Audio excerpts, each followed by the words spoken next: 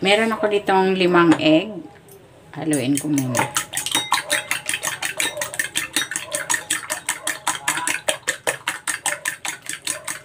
Okay na ito. Set aside muna natin. Maglalagay ako ng cooking oil. Igigisa ko muna itong bawang.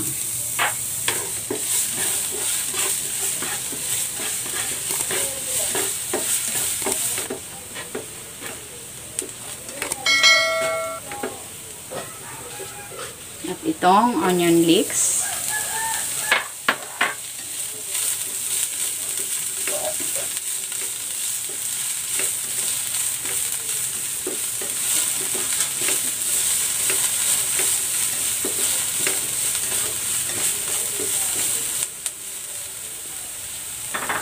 Ayan, okay na ito. Hanguin ko muna.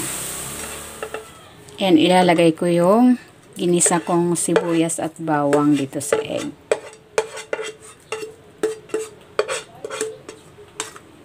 Titimplahan ko ito ng asin at ng paminta.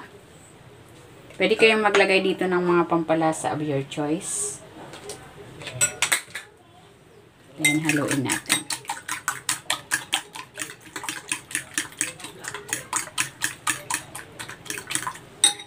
Ayan, okay na ito. And ibubuhos ko na dito yung aking egg mixture.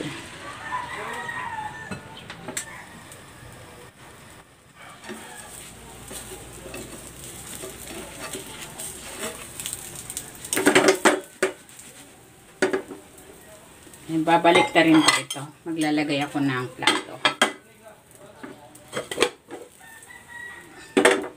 Balik natin ulit.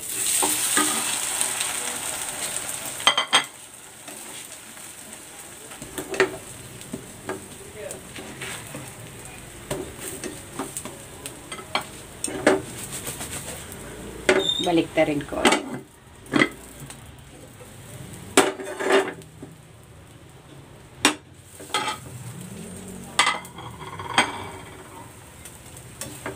Ayan, luto na itong ating onion omelette. Hahanguin ko na ito.